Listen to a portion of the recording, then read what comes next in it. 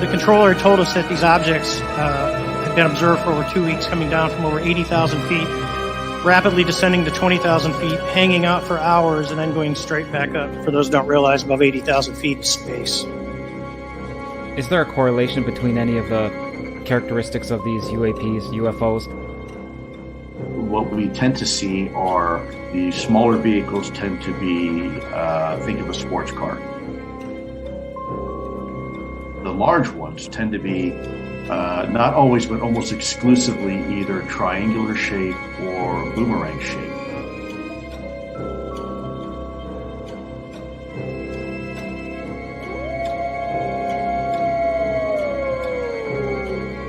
Werewolves? I see dead people walking around like regular people. They don't see each other. They only see what they want to see. They don't know they're dead. The UFO, UAP community was fairly surprised. Shocked might be a better word. If you believe we have crashed craft, stated earlier, do we have the bodies of the pilots who piloted this craft? Biologics came with some of these recoveries. Yeah. Were they, I guess, human or non-human biologics? Non-human.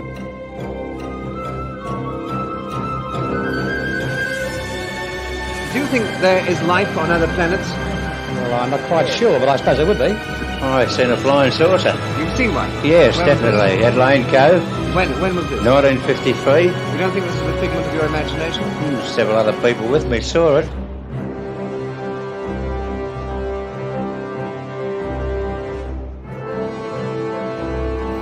I'm not doing that. Oh, let's stay with me.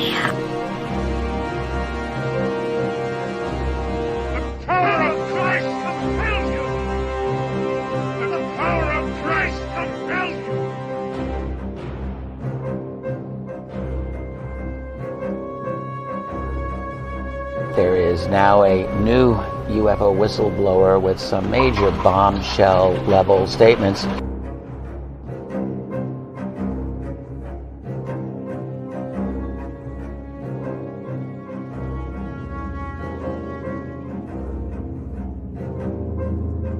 There is very compelling evidence that we may not be alone.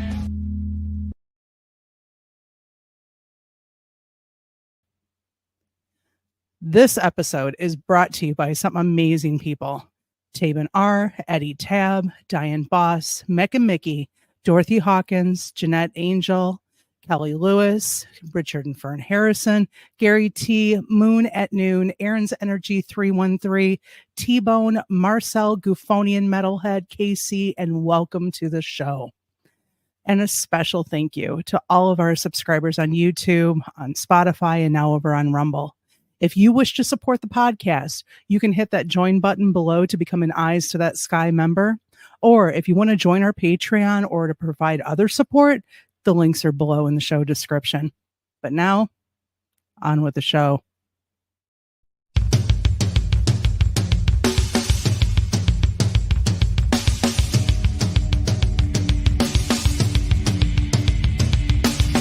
Welcome to the Michigan UFO Sightings and Paranormal Encounters podcast, where we explore the unexplained and mysterious phenomena that have occurred throughout the state of Michigan and beyond. From UFO sightings to ghostly encounters, we delve deep into the stories, the evidence, and the theories behind these strange events. We are your hosts. I'm Michelle. And I'm Wayne. We are an educator duo that after an encounter with a triangular UFO in 2018 in Michigan, we decided to investigate UFOs and the paranormal. In this podcast, we will be speaking with eyewitnesses, experts, and researchers to uncover the truth about some of the most intriguing cases of paranormal activity in and around Michigan. Our goal is not to convince anyone of the existence of these phenomena, but rather to provide a platform for discussion and exploration. So, buckle up and join us on this journey down the paranormal rabbit hole.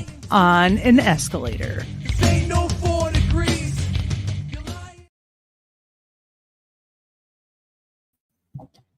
Okay, greetings everyone, and welcome to the Michigan UFO Sightings and Paranormal Encounters podcast. We are coming to you from within the shadow of the great Motor City, Detroit, Michigan, deep within our underground bunker. We want to thank you for joining us on this very spooky episode. It is Sunday, October 6th, 2024, and tonight we're going to begin our Shocktober, our Spooktober shows with some of the creepy and dark cases of ufology and the paranormal. I thought you were going to talk about experiences in the classroom. Well, that's every day. But first, we have to do some quick announcements, as always, before we bring Preston Dennett on the show.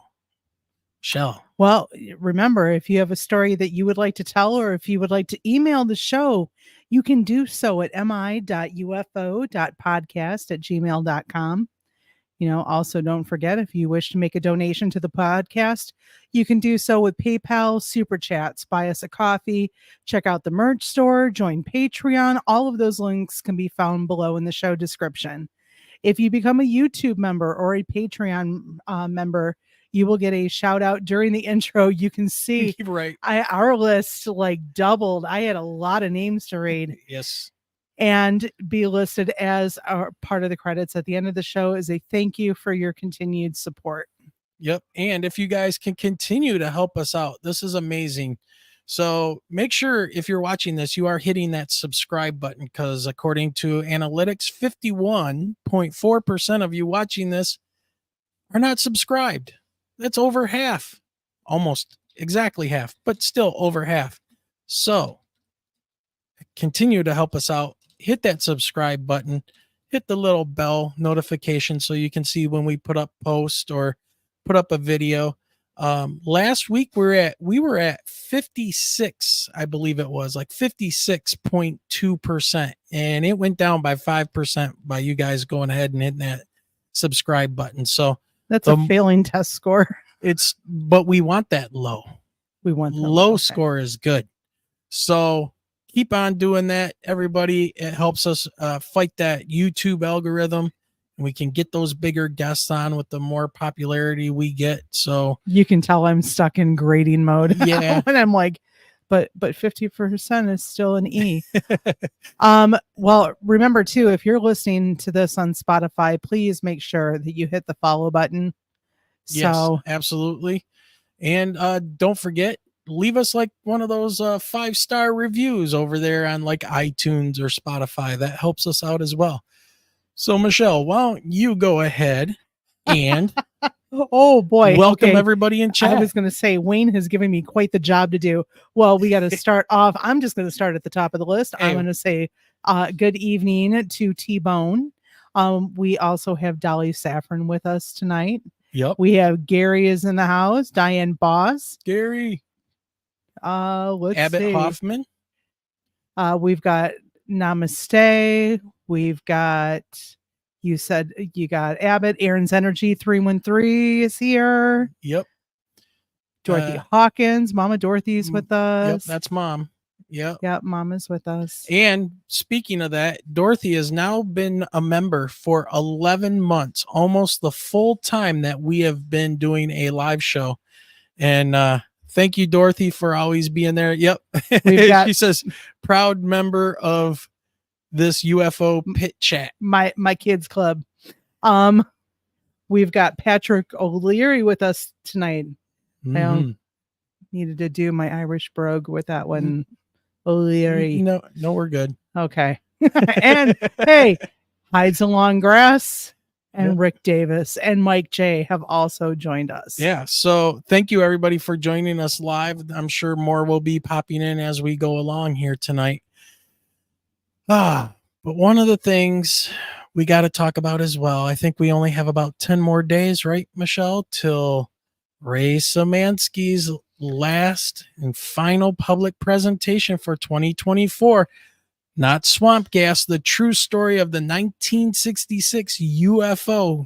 That presentation will be at the Taylor Library here in Michigan, in Taylor, Michigan, on October 16th from 6 to 7:30 p.m.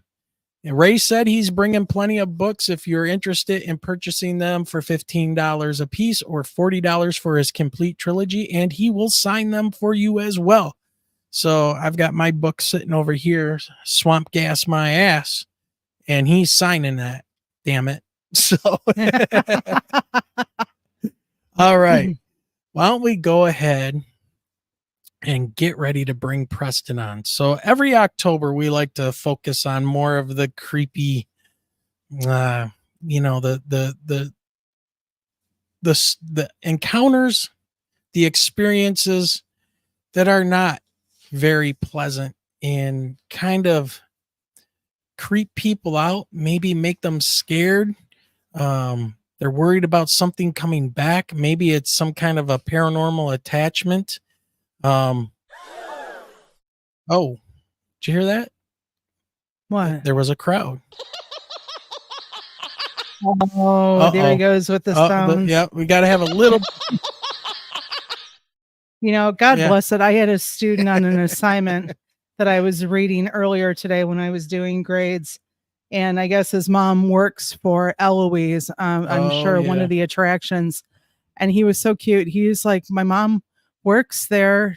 I can get you free tickets. And I had to decline because the last thing that I want to do is go on to sacred ground and bring something home. Yeah, that ground has been desecrated with what's going on because there are unmarked graves there. Everybody country knows concert that. there. Yeah, that still baffles me. Yeah, that's not good. So, quick shout out for Dorothy Hawkins. Look at her, a $2 super chat. She says, Thank you, Dorothy. Thanks for great guests like Preston Dennett. You are welcome, and we are super excited to have him on. And since you mentioned that, let's go ahead and bring back. Now, some of you may not remember, but Preston is a 2-time returning champion to the show. So, Preston Dennett, there he is. How's it going, sir? You're muted.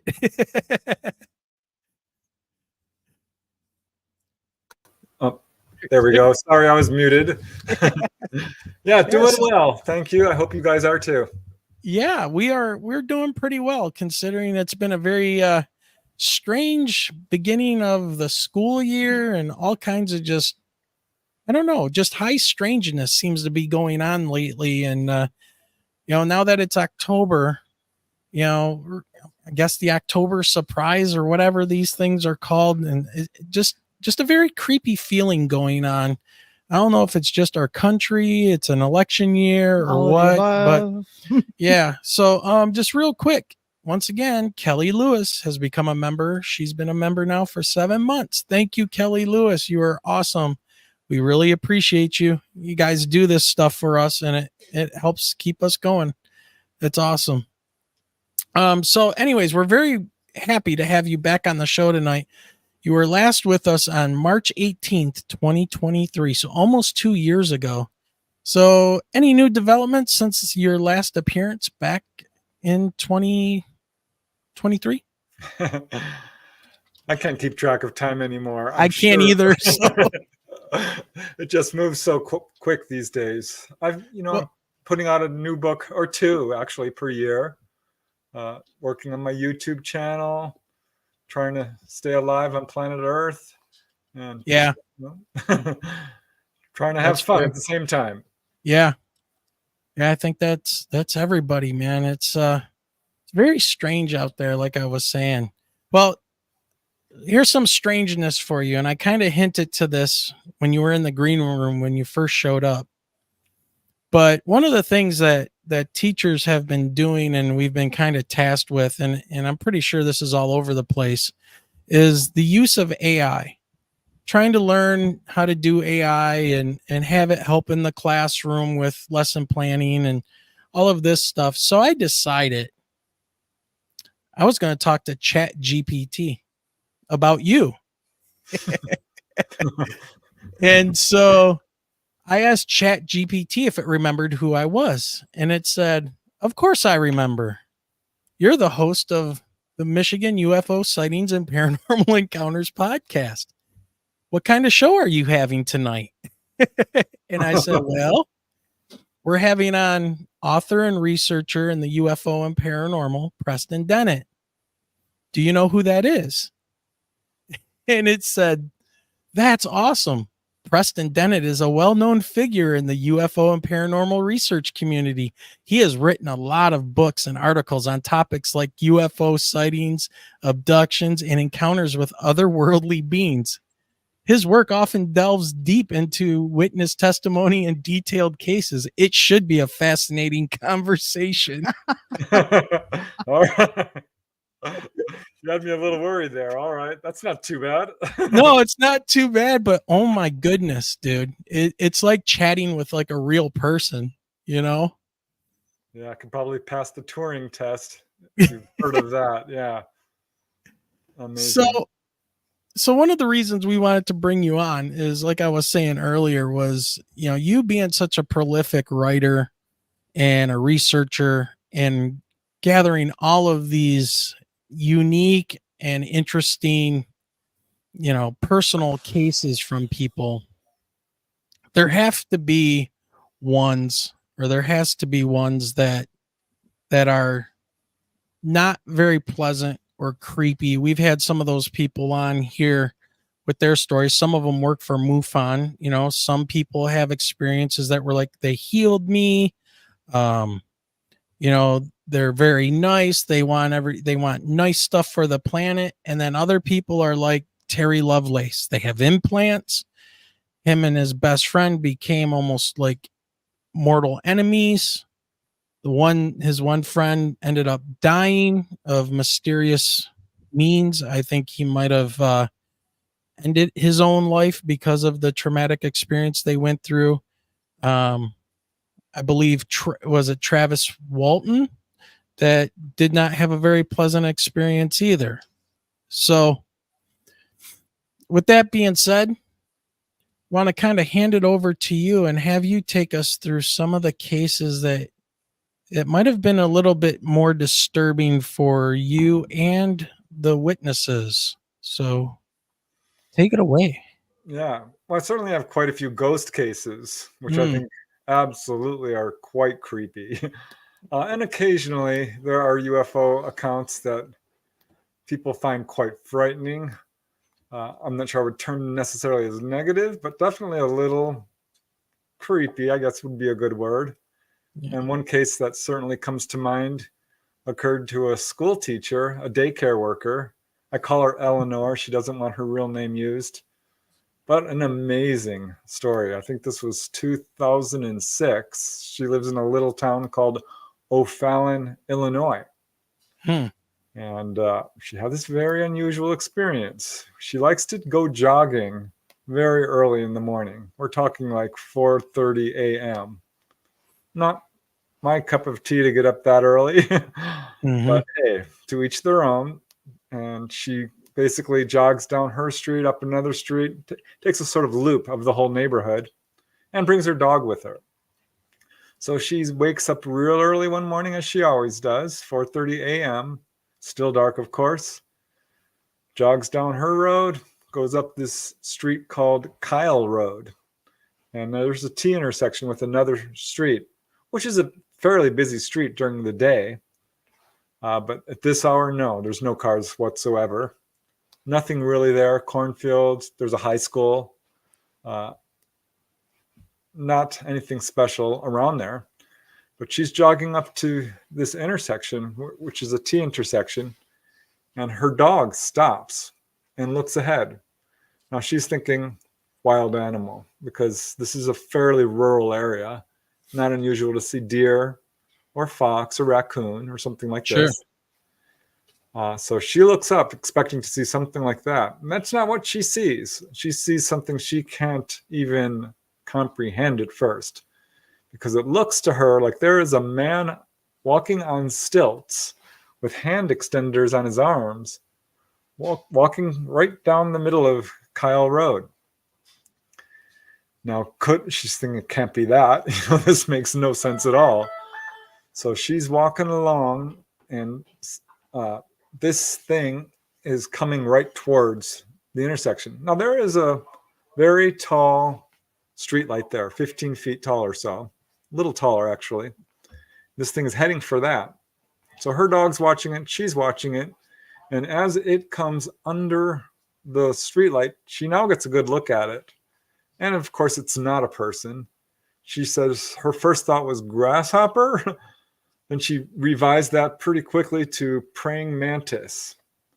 She said it had a very, very long neck, very long torso, extremely long legs and arms, pencil thin. I mean, this thing was like bony thin. Was basically sort of mottled green-gray. And it had its little arms up like that, sort of like a dog begs, or like you see a praying mantis do. Right. Huge triangular head, enormous eyeballs, one on either side. And this thing had its head bent down and was scanning the ground back and forth as if looking something. But it was moving along pretty fast, taking about 6 foot wide strides. Now, here's the thing that is really, I've heard quite a few mantid accounts, but she says this thing walks under the streetlight and it's 15 feet tall. Now, I've never heard, well, I've got one other case about that height. Usually it's 8-9 feet tall, but she measured it because this thing, it came right next to the streetlight, so she could tell pretty accurately how tall this thing was. And she's a teacher. Teachers are pretty intelligent, as being a teacher. Yeah, well, we try. There's no guarantees. But yeah, quite odd and creepy. So she, amazingly watches this thing go by. It does not seem to see her. That's pretty unusual. I wonder about this because she was pretty close. We're talking 200 feet max, probably closer to 100 feet. I mean, she could see it in detail. So it goes by and she runs towards it or where it was with her dog up to It didn't notice her. Did not see her. And runs up to this T intersection and looks down into the darkness just in time to see this thing go off into the cornfield. Now, the last place you want to follow something like that is into a cornfield at night. So, but she runs up to where it went and she doesn't see any trail or anything. There's nothing out there. This is just a cornfield. And that was basically it. However, she did go jogging the next night after that and didn't see anything, never saw anything after that, but started doing her research. And she did find another account of a gentleman who lived about 40 miles away. And I think this occurred there was years difference. I think it was a couple of years later or earlier. I can't quite remember, but this gentleman saw something very similar. He saw a praying mantis type creature, but it was walking on all 4 legs right across the road in front of him. So Now, if I recall, there has been UFO abductions and encounters that involved some type of a mantis being. Almost, we had from MUFON, Michelle, what's his name? Bill Konkoleski. Yep. And he was on, and one of the things that got him into MUFON was a visual sighting and then being abducted himself and seeing a mantis creature with the little grays. And it was almost like the mantis being was like the guy in charge. And he remembers specifically seeing stuff like that. There's been multiple reports of like a mantis type being, correct? Oh yeah, it's not super common, but it's fairly consistent. Most common is pretty much grays, human-looking humanoids, really of all types. But mantids are up there in the top 5 or 10. But yeah, usually not that tall. I've only got one other case. Most of them are 6 feet tall, up to 8, even 9 in some cases. But 15 feet tall is pretty darn tall. Yeah, I just find that real interesting that she saw it like while she was jogging, because like if you're being abducted and you're having a lot of like maybe test run on you or some type of machinery close by, we have if you put the lighting just right in like a dentist office or something like that, we've got all the hanging things that they'll use and stuff. And I could see that being perceived as it being some type of a creature, but this is, and then she could back it up with somebody else had seen the same thing. That's really interesting. Yeah. And I asked her, is there anything around this area, that might, account for this? And she's like, no, really, there's nothing. However, as I continued to talk to her, she says, well, I do live 6 miles as the crow flies from Scott Air Force Base. Oh, there we go. I don't know. Scott Air Force Base has come up in been implicated with some UFO encounters. It was some years earlier. There was a huge sighting in that area where this craft came right over Scott Air Force Base. They completely denied any knowledge of it, said their radar was turned off. Of course it was. Wasn't that brought up in the hearings? Was that the one that was brought up in the congressional? It may have been, because there was numerous police officers. Yes. Yeah. And then now they've hand waved that and said, it really didn't happen or something, so they just deny. And it was very close to the time of the Chicago O'Hare Airport sighting as well. Which is, quite some distance away, but the same state. Yeah. So I'm not saying there's any connection there, but it was kind of interesting. But she did later they had guests at her home. One of the guys was a colonel from Scott Air Force Base. Now, she doesn't share this story with people, generally speaking, but I don't know what came over me. For some reason, I blurted out this story. And here's this colonel suddenly looking real awkward. Now, why was the colonel there in the first place? Was it somebody she knew? Family friend? Yeah, was the husband of a friend of hers. Okay. Well, okay, that's really weird, and I don't believe in coincidences. So, considering what we've seen and people we've talked to and things that we've seen happen with counterintelligence people and, Lou Elizondo, and hearing all this stuff about MK Ultra and these experiments they've been running on people here in the States forever. It's just, I don't believe in coincidences. Maybe he was, and the fact that she said that she just blurted out that's bizarre. She felt really embarrassed because she's like, why am I doing this? This is not the guy to talk to about something like this. Wow. But she did, and he looked real awkward. And after she finished the story, he kind of just looked at her, and I think what he said was, weird things happen in this area. Dorothy says, I wonder if our government is making Franken creatures. That's possible, or are they making us see them?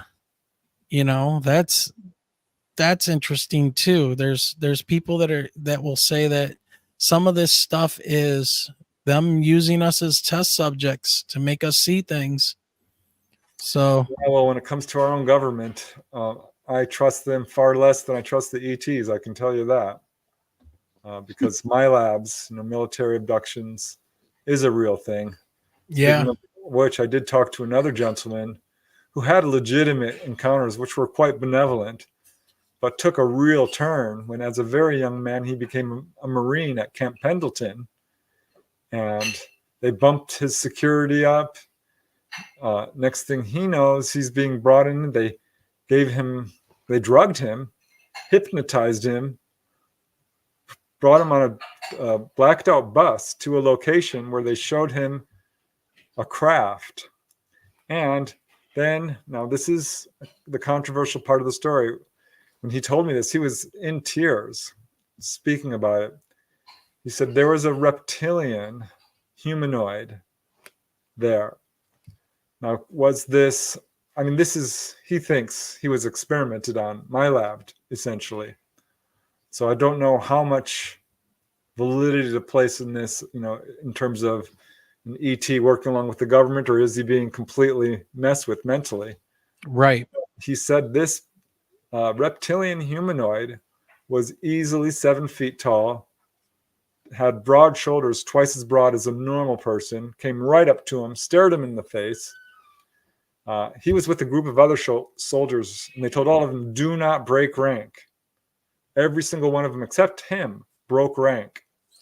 And this reptilian humanoid came right up to him and looked him in the eye and asked him, well, what did it look like? And this is when he broke down into tears. I said, if you don't want to describe it, it's perfectly fine. I don't want to upset you. He's like, no, it's all right. It's just really hard for me to describe this because it was extremely threatening. And he said he couldn't tell me much except it had very yellow eyes with a vertical slit, kind of holes for nostrils, and of course, scaled skin. But very big, very threatening, very strong. And this ended up being, poor guy was really messed with. I felt really bad because he was having legitimate encounters as a young kid. And it just took a dark turn. That was some of the first interviews we had on our show years ago now were very much like that. I mean, we've had Guy Merritt on here who had a experience with a triangle kind of similar to ours in 1994. It was even reported up in the Flint Journal of a child who saw it and reported it to his mom, and they were calling and they put it in the newspaper. The news wrote about it. I guess other people had seen it. The guy had such an experience with it, and it within like that day, people that he worked with were crying to him about being abducted, being pulled right off the expressway. And, he was like, I got to take a break. This is too tough, and we had to stop the recording of the podcast. And then we had another person who had a triangle experience over in Adrian, Michigan, not too far from us now. And it really got to him as well, almost in the same thing. But he didn't want, anybody to know who his real identity and things like that. And I don't think he was abducted, but it was the fact of seeing this thing and then how it just stuck with him in his head, just like renting headspace and not knowing what to do. And that's how he found our show, because when we did our very first episode, we called it episode 0. And because we just recorded our sighting and we put it out there as, this is what happened to us. If you guys have a story or whatever, let us know. And he heard our story and he was like, oh my God, finally somebody else has seen these things or whatever, and got in touch with Guy and us. And it was just, it's why I have a hard time with some of these people that have encounters and everything's love and light. And, we don't understand that, there's this whole federation and things like that. But, where were they when we were dropping the nuclear bombs on Hiroshima and Nagasaki? They've always been here. But why aren't they stopping the war right now in Ukraine and Russia and what's going on in the Middle East? And that's what gets me, because I would think if you have the power as a alien civilization, that you would do something to help another civilization. I don't know. Maybe not. Maybe it's a hands-off kind of a thing. They're just here observing. I don't know. But yeah, well, I think we do have some insight into that for sure, because from 1947 onward, when we started having that ability, nuclear power and dropping bombs, and we did, of course, they started warning people in large numbers. It's the number one message contactees are giving. And they've basically said, no, we cannot intervene. This is your karma. This is your path. You chose this. This is your problem. You have to solve it. That's awesome. I was just going to ask you if there was some type of in regards to that, was there or is there any kind of a pattern that you're noticing when it comes to stuff like that? And you're answering that question. Yeah, I mean, this comes up again and again. People have actually asked them, why don't you come down and, intervene in a more direct way? And they said, we cannot do that. And I think, as every parent knows, you can't tie your children's shoes. They have to learn themselves. You can certainly guide them and teach them, but at some point they have to leave the nest and do it. And for them to come down, say if they'd stopped Nagasaki or whatever, Hiroshima, we would not have learned how horrific that is. We would continue to be building the nuclear arsenal, which we are anyway. Right. Unfortunately, it's not really you or I doing it. It's a small group of individuals. And so I think that's the real problem. They're intervening to the extent that they can. I would point to the Malmstrom incident in 1967. Right. Where they did actually shut down the nuclear-tipped missiles. That's true intervention. Did they destroy them? No. Did they take them? They could have.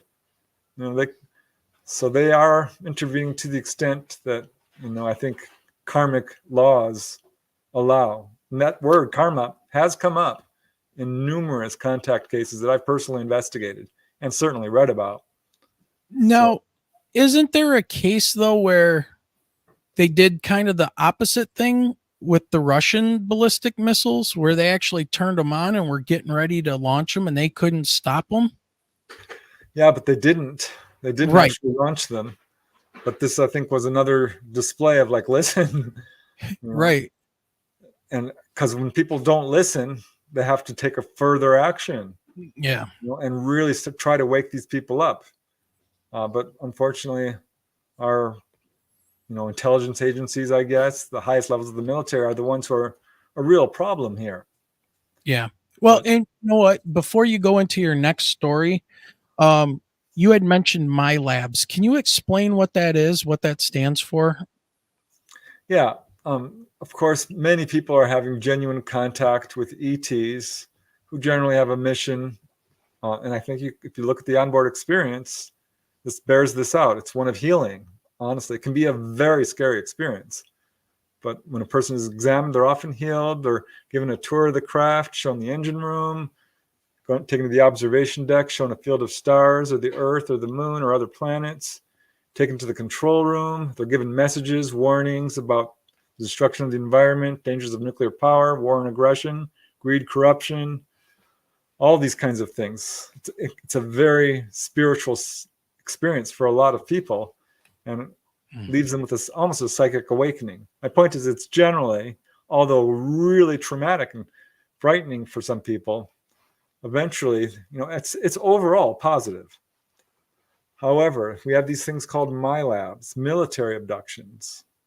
And this is not ETs. This is our own government, our own secret government, the intelligence agencies, segments of the military industrial complex, coming down and doing bad things using very advanced technology, drugs, psychotronics, hypnotism, whatever they can, to convince a person that this is ET. And believe me, they have technology that would make you think this is, an actual UFO, whether it is reverse engineered craft or, well beyond 5G, 7G holographic technology, and subject this person to a horrific encounter. Because this is part of there's a lot of buzz in this in the field, false flag, upcoming ET invasion. ETs are bad, they're going to take over the world, eat us for lunch. That's the narrative our government is pushing. The threat narrative. Right. And it's not warranted. It's not true. There is an ET threat. The ET threat is to the power structure of the power elite, the one percenters, the cabal, call them what you will. The dark state. Yeah, they will lose their money, their control, their power over the people. That's the force behind the cover-up, is greed, power, money, control. Go ahead, I'm sorry. Yeah, that's the ET threat, is to their control over all humanity. And they know it. Because if we were to wake up, to the fact that there are people out there who don't need money, who aren't at war, who have healing technology. The pharmaceutical industry would be out of business overnight. The oil industry, overnight. All the fear we're saturated with in our society. Yeah. It's not okay. Yeah, well, there's a rabbit hole you could go down, because then you're talking like the MK Ultra type of stuff that was started in the late 30s or mid 40s, getting the Manhattan Project going, and then how that spiraled into MK Ultra, and then the Cold War, and they were spraying, what was it, some type of drugs over cities, and using the Tuskegee Airmen for syphilis experiments, and doing all this stuff. And it's just, that is a crazy rabbit hole you could go down. And the threat narrative had me thinking just today about why they would do this. And to me, it seems like my thoughts is it's another cash grab for them to continue to build more weapons of this, that, or whatever it is, right? It's I think that the military industrial complex is constantly looking to play a game to get money. And if they can say, hey, this, there's a threat to airspace, right, then they can get money for it, and they'll use it for something else. I mean, so they can yeah, print their own money at this point. So I think it's even more than that. Right. Now, before we go on, T-Bone had a question. I thought this was a great one. He says, I think it's supposed to be, there seems to be a correlation between NDEs and UFOs. Your thoughts? It's interesting. There are some interesting commonalities and connections there for sure. Kenneth Ring wrote a book, I forget the name of it, Project Omega, I think it was, where he basically pointed out some remarkable correlations and bleed-throughs with some of these experiences. Because there are people who've had an NDE and don't see their deceased relatives. They'll see ETs. Or there are people who are taken on board a craft and will see a deceased relative. So these cases are almost statistically insignificant. By that I mean it's just a few percent of the total number of encounters. But there's enough where you have to take a serious good look at it. A lot of contactees have had an NDE. It's a pretty high percentage there. And there are some really interesting commonalities, because when someone's taken on board a UFO, they report going up this beam of light, which Kenneth Ring is like, well, here's the tunnel of light. That's a commonality, but are they directly related? I don't think so. There are researchers out there who are trying to conflate all these phenomena, whether it's a ghost or a Bigfoot or an angel or an ET, into one intelligence that's wearing different masks. I don't subscribe to that. Don't subscribe to the sort of matrix simulation theory either. I think that these are separate phenomena with remarkable similarities in some cases. But an NDE is a very profound awakening experience that can cause someone to become profoundly psychic. And this will lead to ET contact, because they've become, their telepathic abilities have woken up, their ability to reach out. And it's a two-way street. A person might have a contact with ETs, and a whole wide of paranormal incidents start breaking out around them. It's not at all unusual for someone to come back from a UFO encounter and have poltergeist activity, which I think is them actually doing it. It's psychokinetic energy. It's their own bioelectric field. But they'll start seeing shadow people. They'll start having mediumistic abilities. They'll start having dreams that come true. So there's a whole lot of back and forth here with the paranormal and NDEs and OBEs and UFOs that I think it's difficult to categorize. And label as one thing. Yeah. We love names. We love labels to help us understand, but not sure Yeah. how useful that is. And I think that's like kind of a human thing too, isn't it? Trying to distill everything down to the easiest, one simplest explanation that we can, just for our brains to try to handle things that fry our brains. So yeah, very interesting. All right, so why don't you take us on another ride into one of your more creepy and spooky cases? All right. Well, here's one that I was just recently looking into. I didn't personally interview the witness, but I thought it was so darn interesting and so unusual. And this involves a lady by the name of Rita Malley, who was in Ithaca, New York, driving near Ithaca in 1967. Turns out this was during a huge wave of UFO encounters, sightings, landings, cars being chased down the road, up to, I think it was between 800 and 1,000 documented reports over a period of few months in 1967. So massive 67. Wave. That's hilarious.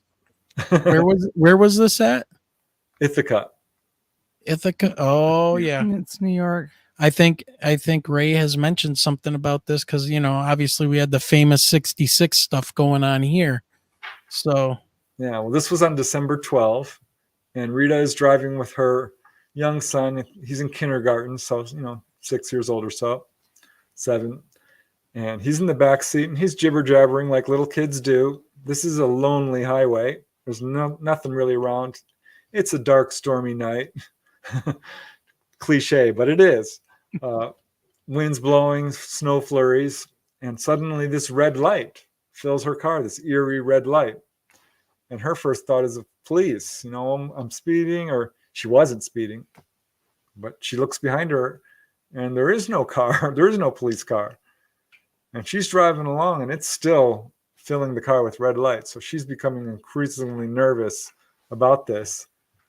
And all alone out there, except for her son, who is now completely quiet. So she calls his name, and he doesn't answer. She turns around, and he's absolutely hypnotized, not responding. And this is when she sees this enormous craft right in front of her car, to the side, 100 feet up, 100 feet away or so, tilting, and it sends down this beam of light. And here's where it gets this is such an odd case. Her car rolls to a stop, and it takes the car and pulls it off the road, onto the shoulder, off the shoulder, to, all the way off the road. She's, of course, trying to start the car, pressing the accelerator, the brakes, to get anything to work, and it won't. So she's absolutely panic-stricken at this point. And this is when, and this is so odd, this chorus of voices starts to talk to her. And she says that she couldn't tell whether these were male or female because it was several voices talking at once. It was audible. This was not telepathic, she says. And they had a message for her. And here, I wrote it down because I wanted to get this right. Okay. Speaking in chorus, the message said, Paul Donalds, Moravia, killed in Messina in a tractor trailer owned by Joe Ettinger, Moravia. Now, she recognized this name. This is she has a friend by the name of Marion. This is his brother, Paul Donald. So she's like, this is weird. The voices continued and said, your son will not remember this. He will only remember the car stopped and you leaving the highway. And that was it. That was the message. And at this point, the beam of light moves her car back onto the road, takes control of it, pulls it down the road, and then the beam of light goes up, slowly moves away, and she rushes home, tells her husband, who doesn't believe her at first, but she's crying. She's really upset. You can see she's telling the truth. She's got some eye irritation, a little bit of a headache, and is absolutely terrified about all this. It's real late at night at this point. So she goes to bed and wakes up the next morning, still not feeling great. because she woke up in the middle of the night. She heard the wind shaking her TV antenna, making this humming noise. It sounded just like the craft. It freaked her out. She thought, oh no, they're back. Thankfully, they weren't. It was just the antenna humming in the wind. So she gets a call that day. I believe it was morning. I'm not sure about that, but it was the next day for sure, from her friend who says, did you hear about Paul Donalds? He was killed. He was killed in a tractor trailer accident yesterday. It turned out this was 4 hours before her encounter. So it wasn't necessarily a prediction, but she certainly did not know about it. But that is, I mean, how strange is that? That is really bizarre. Yeah, I'm not quite sure I have my theories. It turned out she did have later encounters. She didn't want to talk about them publicly. Kudos to her for going forward with this. But she got a lot of attention from it, some ridicule. She just didn't want to talk about it anymore. But I think she's a genuine contactee. And that they Seems like it. Yeah, I think what they did, because I've seen this in other cases, is a person will have a really dramatic, undeniable event that they absolutely cannot ignore. And this is one that's certainly undeniable. And the fact that they provided information that was absolutely genuine and validated shows that, yes, they're real. So this was an experience for her that would absolutely wake her up to the fact that she's a contactee, presuming she was in denial, which so many contactees, sometimes are. So that's pure speculation, but I'm guessing it was sort of a display to really wake her up to the idea of her being a contactee. But what an unusual case. Usually it's the other way around, isn't it? Like they kind of are more prescriptive than descriptive. Like they're trying to let you know, hey, you guys are ruining, like the aerial school. Watch out for technology. It'll ruin you. To me, I mean, they were telling us about the military industrial complex and all this technology and cell phones and blue light coming off the screens, Wi-Fi throughout everywhere. You can't get away from anything. I think they were warning us about that, but this is something about after it happened. Like, that's really bizarre. There's some weird connections here. Now, here is something that's really creepy, which really, this floored me when I found this out, because I'd heard about this case and I started doing research into this particular type of encounter, which who knew this was a thing, but it is. And that is UFOs over graveyards. Oh. Which, I'd heard a couple of cases, but having heard about a real famous one, I started digging deeper. And I found out that this is absolutely a connection here. There are dozens of cases of UFOs not only hovering over graveyards, but landing, affecting the graves themselves, humanoids being seen. Here is a case from J. Allen Hynek, a good investigator, the father of modern ufology. Right. Who had interviewed a couple who decided to take a drive. I think this was in the Massachusetts area. One second, Preston. Sorry to interrupt, but just want to say thank you to T-Bone once again, gifting 5 more subs to our membership. T-Bone, you're awesome, man. Thank you very much. And I'm sure that, let's see, David Wright was gifted 1. Nathan from the Quantum Show, Cloudwalker, Janine Hollis, Linda Liu, all received a gift. So that's awesome. Thank you, T-Bone, once again. Very Michelle's cool, going to be, and Michelle's going to be busy recording that new I'm going to have intro piece. Lots of names. Yes. All right. I'm sorry, Preston. And when you get done talking about this one, I start a couple of questions that have come in that I want to ask you before we go past this one. So go ahead. All right. Yeah, there's quite a few stories involving this whole graveyard thing. Yeah. But this one is really interesting, from Jalen Hynek, with a couple who had decided to go driving out to see the newly fallen snow, and were driving by the local graveyard when they noticed something really unusual. It was completely shrouded in mist, and yet there was this enormously brilliant light within the mist. So like, well, look at that. Of course, the road drives right by this cemetery, and they're getting real close to it, and they can see that there is an object, a craft of some kind, floating at very low level right over the graveyard. So he steps out of his car and goes to wave his hand, at which point his arm gets thrown onto the roof of the car, and he's paralyzed. He cannot move. And he's frozen like that for not too long, but a minute or two. The wife is, of course, not happy. She's freaking out, and he is quite frightened naturally. Then the craft rises up and goes away. He's released, and they drive off. Now I have to wonder what the heck is going on here. Why? Were they doing something they didn't want him to see? Is kind of my question, because that's what it looks like. Pure speculation. But when you start looking at a number of these other cases, it's like there is a connection here. Like real quick, Jim and Coral Lorenzen had a case at a funeral home where the lady was who runs the funeral home was at her desk when a guy came in and said, "There's a UFO outside." And she's like, "Oh yeah, sure there is." Didn't pay much attention. He's like, no, it's right over the funeral home. She didn't believe him.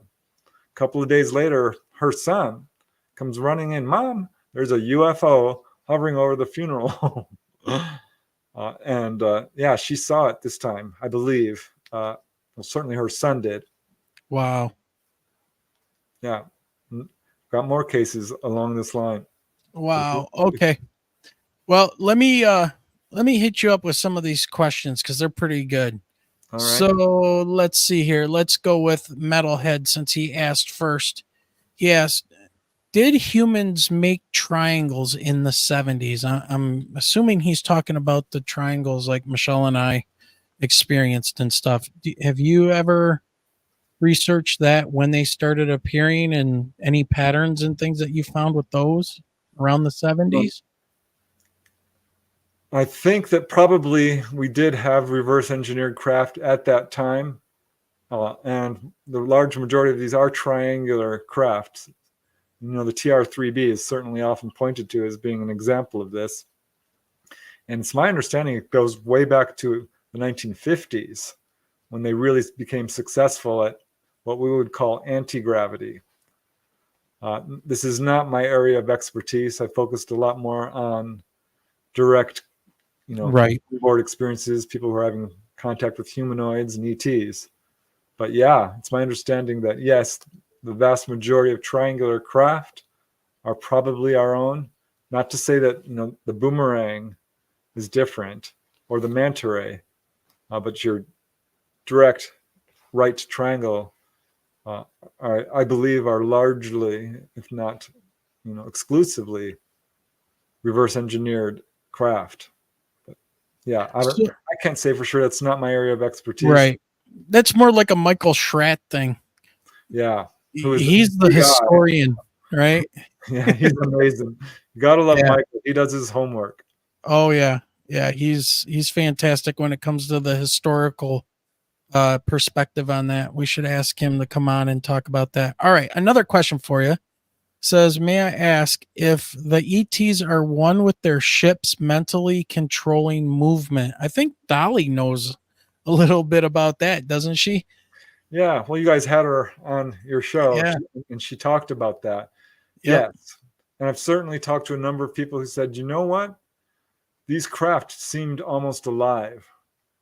And others who'd said, there's a guy from, he was living in Hawaii for a short period of time, but had an experience where he was pulled on board and they put him in this craft. And he said he became one with this craft mentally, psychically, and that they were seeing if he was a good fit to fly this thing. And this is exactly what Dolly Saffron talks about. Our book Symmetry goes into great detail about how these craft are flown psychically, how they are what we would consider alive, embodied by a higher dimensional entity. And Grant Cameron put out a book called Sky Pilots, highly recommended, which really puts, the nail in the coffin, so to speak, locks it down that these craft are exclusively flown psychically, which is so funny because we have so many accounts of crash retrievals. Yeah. Where, the government folks go into the craft and like, well, where's the controls? Where's the engine? How do they fly these things? Well, you're not going to find the controls because they don't fly that way. And aren't they generally seen to be almost designed for a smaller type of a creature as well? Yeah, I mean, there are definitely quite a few reports of tiny little benches and seats that wouldn't comfortably fit a 6 foot tall, Yeah.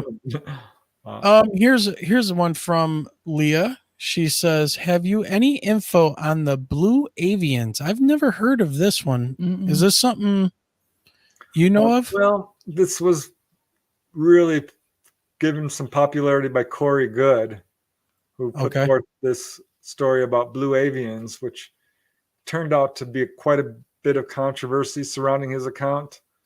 But there are reports of, bird-like ETs. Anunnaki. Dolly Safran talks about this. She's always my go-to gal. Right. Yeah. Big, tall beings with wings who she said, did have a slightly bluish tint. I'm not sure that she would call them blue avians.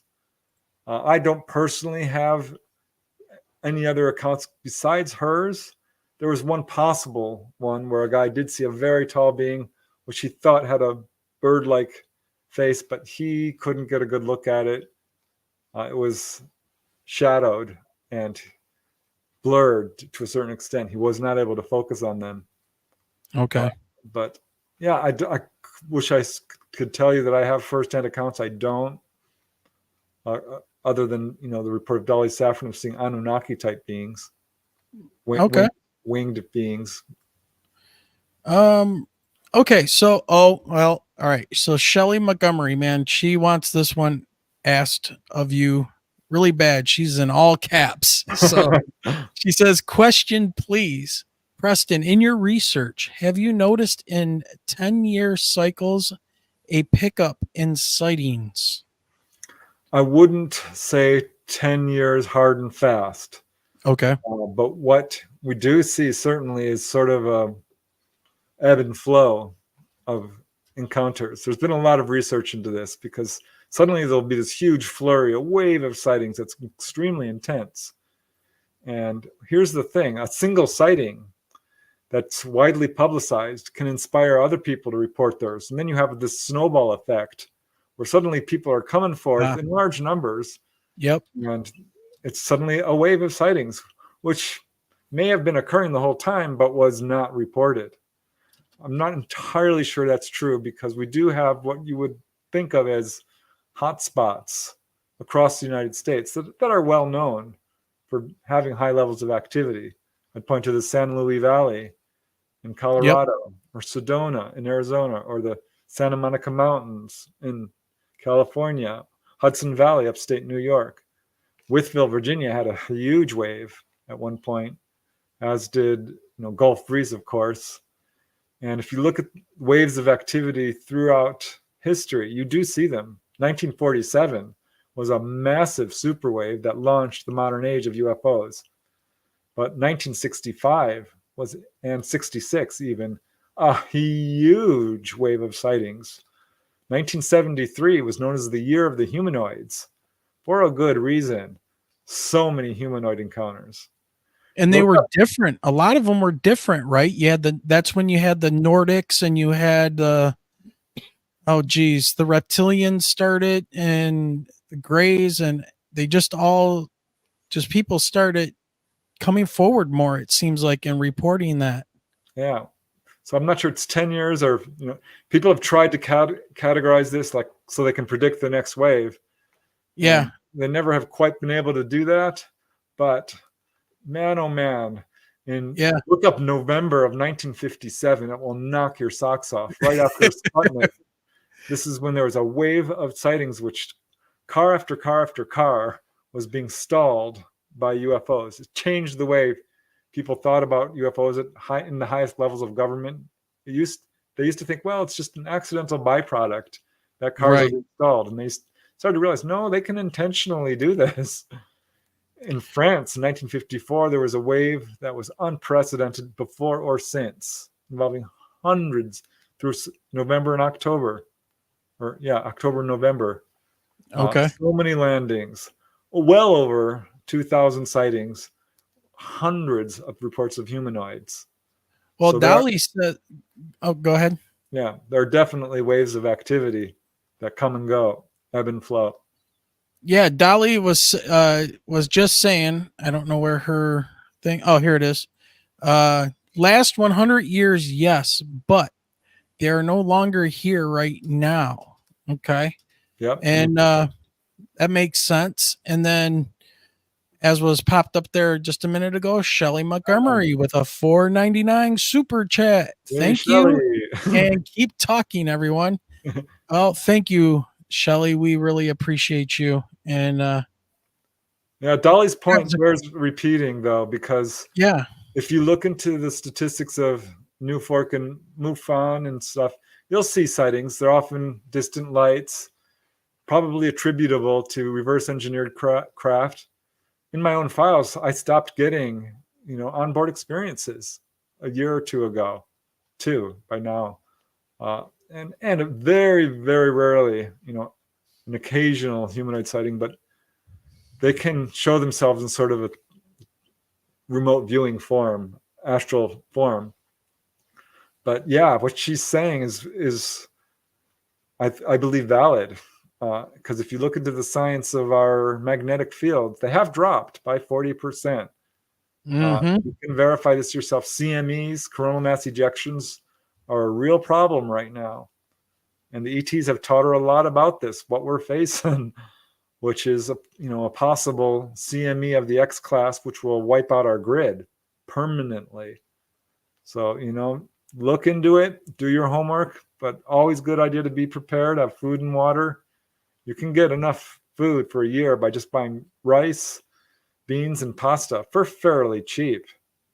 And I would totally recommend that, because if you look at the contactee population, a good number of them have gotten this message and moved off grid and are devout environmentalists, really strong on the anti-nuclear movement, and have gotten the message that ETs are trying so hard to give to all humanity. Be prepared. Now, this is just my own personal question I want to put up on the screen. If I was watching your show, do you think there's something to this? The Greys and these alien encounters are us from the future? I do not. Okay. And here's the thing. We have quite a few recorded, documented cases of ETs and people being taken on board. It's not 10 or 20. It's not hundreds. It's in the many thousands. And if you do the research, it's probably in the millions. Most people don't report it, but we've certainly got thousands upon thousands of these cases. And I've never heard that. Now, there are a few cases you can march out, which I question some of them credibility, which would support this hypothesis. But the people that I've talked to who've had extensive conversations with ETs, information, they do not say that. They do have the ability to some extent to do what we would consider to be time travel, but not in the way where you go to the past and affect events. No. Essentially, they say that the future and the past don't exist as we would think of it. They're mirror images that you can look in the past, but the present moment is all that really exists. Right. So you can get glimpses of the future through probabilities, and certainly the past, because it's all recorded to some extent. But no, I don't think there's good evidence to say that ETs are us from the future. Yeah, I've just watched recently, there was a show with Jesse Michaels being interviewed, and that's one of the big hypotheses that he likes to subscribe to. I don't know about that. because then he goes on to say things like, well, if you were to alter things, let's say you went back in time and you assassinated, let's say, Hitler, so that, you know, none of his atrocities would happen. Well, what happens is that it creates a branch of time from that point on, but it wouldn't do anything to our current time, because this present time is all that really matters, at least for us. So then it's like, well, it's kind of a moot point then, and it doesn't really do anything. Well, it's pure speculation. I mean, Yeah, we exactly. really can answer that. And Yeah. it's certainly a popular subject in science fiction. Yeah. But no. Well, before you tell our your next story, and what time is it? Oh, crap. It's already been an hour and 10 minutes. All right. So Dorothy wants to know, do you think the ETs are quote unquote crashing ships, or are they in cooperation with us to bring us new tech? I'm gonna say pretty hard and fast no, in terms of them intentionally crashing craft. However, what will happen is, you know, if a craft crashes and our military is there and they're scooping it up, they're going to allow that to happen, because to halt that would be cause, you know, an interaction that they're not willing to go that far. Right. But that said, there's case after case after case, and I did a whole study of this in one of my Not From Here volumes, where people are taken on board and taken to the engine room, what we would call the engine room, and explain in detail their technology. And they will describe precisely how they've moved beyond fossil fuels and have mastered the ability to harness the gravitational field lines of our planet, what we would think of as anti-grav technology. It's usually along the lines of, you know, the electromagnetic spectrum and magnetics and so forth. But there's a number of contactees who have actually filed patents on trying to build what we would think of as perpetual motion devices or free energy motors and all kinds of really interesting technology, which they got directly from the ETs. And there was a very famous case in Canada, David Hamel, who had some real remarkable success doing this. He ended up, you know, passing away without completing it. But he had the interest of a lot of scientists who were really impressed by the information and the stuff he was building. So yeah, there's, to some degree, they're trying to teach us. But I'm not sure that they would just hand a craft over intentionally. Right. Yeah, very interesting. All right, Preston, we got time for about one more. So why don't you hit us with one of those cases that either left you or the witnesses like generally afraid? What happened? Right. Well, probably not you. I mean, you've seen and talked about so much, but maybe the witnesses were worried for their safety or something like that. Maybe would come back again. Yeah, well, here's another one that kind of mixes ghosts with UFOs. Okay. Which I find always interesting. This started out as a horrific haunting in these apartments on Kester Avenue in Van Nuys. I went down there. I talked to the building manager. She had encounters. But I interviewed these two ladies who moved into this building. It's like, boy, the rent is cheap here. Let's go. Because they needed a cheap place to live. They were sharing. It was a 1-bedroom. And immediately after moving in, they started hearing knocking on the walls. And they thought it was the neighbor. Well, the neighbor moved out because he thought it was them. So they were complaining to the manager, and she's like, no, he moved out. And she's having problems with ghosts herself, apparitions and stuff. So is the neighbor across the hall. So they're like, what's going on here? This is a retirement building. The ambulances are always coming to pick someone up who doesn't return. So the haunting escalated. I'm shortening this a little bit because this could be an hour-long story if you wanted it to. But they started having cold spots, weird odors, musty smells, light bulbs exploding for no reason, footsteps, shadow movements, dishes banging in the kitchen, objects disappearing, moving around the house. They brought a friend to set up their stereo. And he became really nervous and kept looking towards the hallway, set up their stereo as fast as he could, and said, "I'm going now." And they're like, "No, stay. We cooked some food." He's like, "I'm leaving now." And they said, "What's up? Why are you so afraid?" He says, "You guys have lemurs in this building." And they're like, "Lemurs? What do you mean?" He says, "I only see them when there's bad ghosts around." He described them as little non-human bug-like entities that only he could see. They were astral, I guess. But anyone who came over would have an experience, and they would leave. So they're stuck there. They've signed a lease. They can't move out. And this haunting escalates to the point where these apparitions start appearing in full view and really scared the daylights out of them, because one day they're lying there in bed. Their bed would start shaking, right? These apparitions would generally shy away when you looked at them. They didn't. They started coming right at them. They looked like black stick figures. So one evening, they're in bed, the bed starts shaking. One of these figures comes and attacks one of the girls.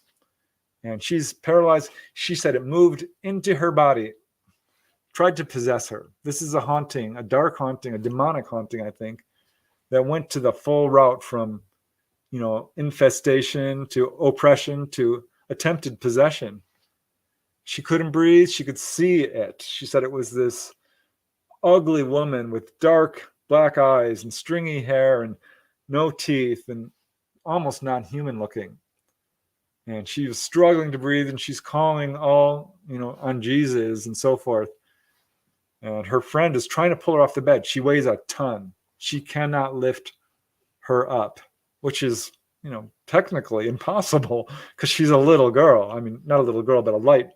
She weighs 120 pounds soaking wet. Could not budge her. And finally, this apparition comes out of her. Her chest hurt, she said. And they moved out. They're like, "That's it." And they moved into this new apartment, and little things would happen, but it kind of died down real quick until about a week after moving out. They're in their apartment when suddenly it starts vibrating, making this loud humming noise. And they're like, "Is this an earthquake?" This is California. It wasn't an earthquake. This noise was getting louder and louder and louder, and they realized it's coming from outside. So they rushed outside, and here is this huge triangular craft right over the apartment building. It's got little lights down the V.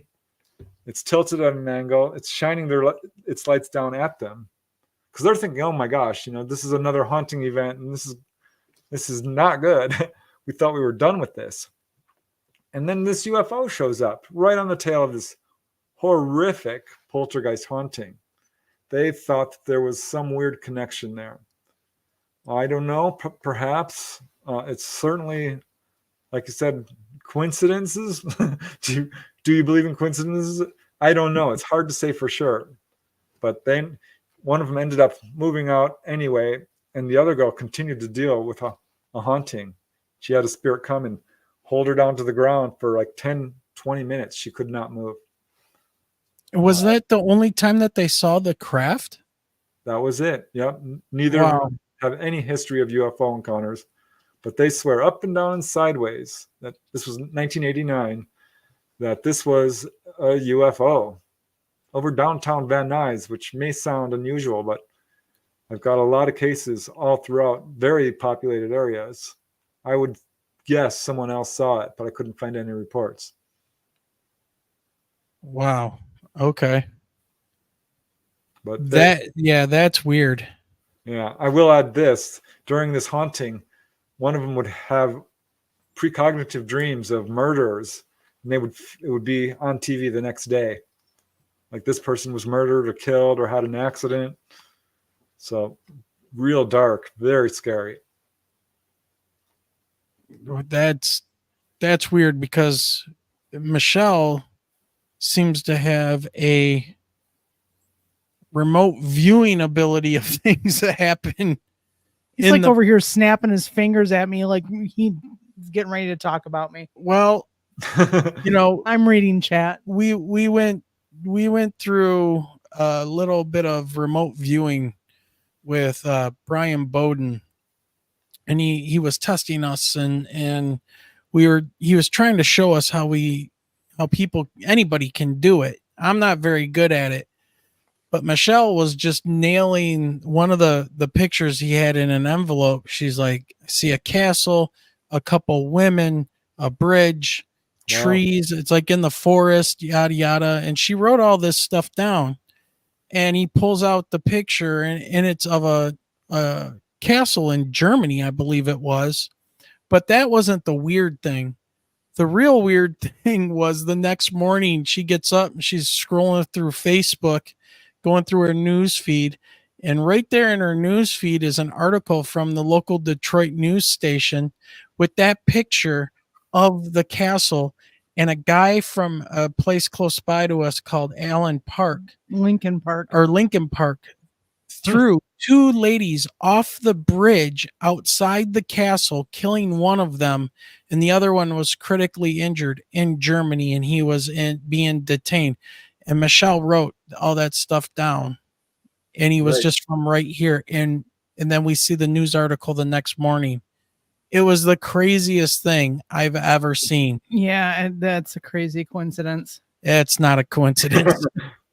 Wow. There are no coincidences. I'm sorry. So just like when people have encounters and then the men in black show up, I mean, that's counter intel. They want to know what happened. They want to know what you know now, or if they were experimenting on you, they want to see how it went. Eek. You know, that's my personal feeling of everything, because I think we got different things happening here, right? We do have some type of a non-human intelligence that's at work. We do have some type of visitors here that are observing and kind of interacting with us here and there. And then we have our own government that is collecting things, learning from, maybe they're just learning how to do some of this stuff just from observing them. And so they're putting it into practice on us.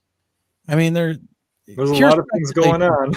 Yeah, it does seem that way. And that's what makes it so confusing and stuff. So, all right, Preston. Well, it's been about an hour and 22 minutes, it looks like. So I know I didn't want to keep you too long tonight. It's a Sunday night, and we got to get up, at that 4:30, 5 o'clock time to get ready for school in the morning and everything.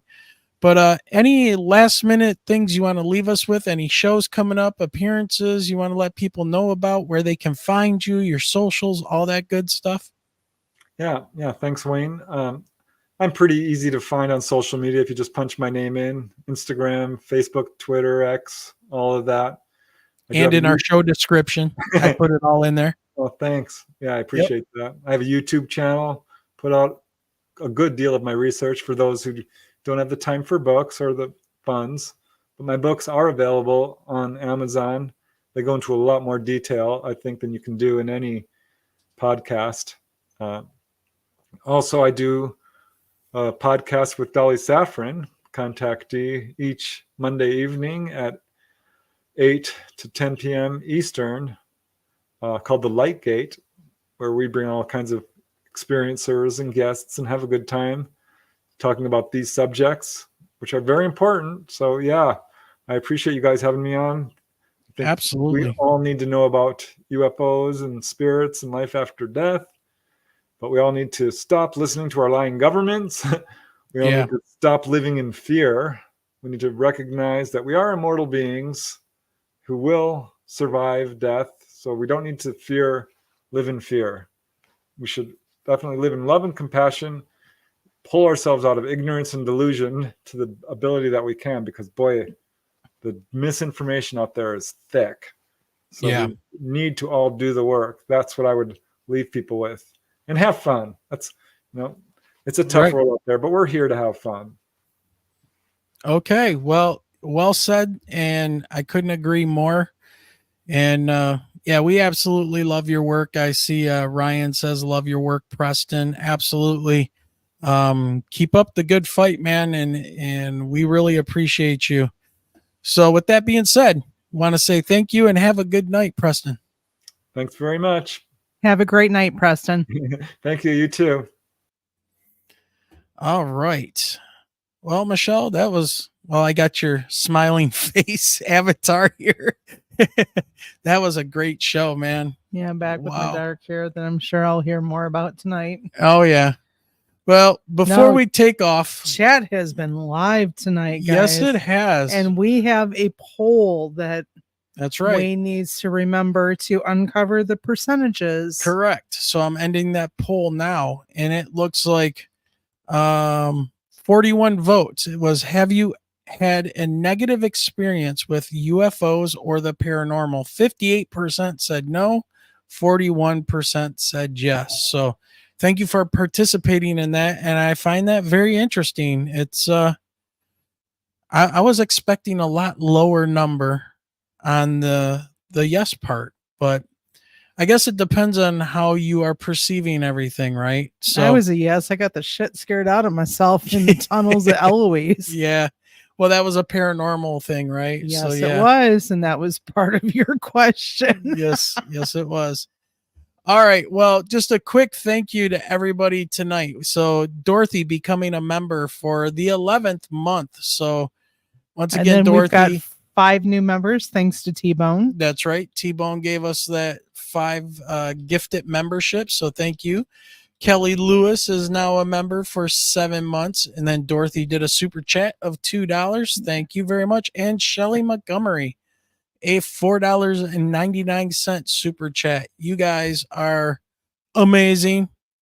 We love you guys, and you help keep us motivated and keep things going. So T-Bone says, Wayne, sending a possible guest your way. All right, T-Bone, you know what to do, sir. Make sure that, hit that email, mi.ufo.podcast@gmail.com, and we'll definitely take a look at that. I am looking for somebody right now I want to get to come on that is an expert on the MK Ultra and all of the inner workings of the CIA and FBI during the 40s, 50s, and 60s.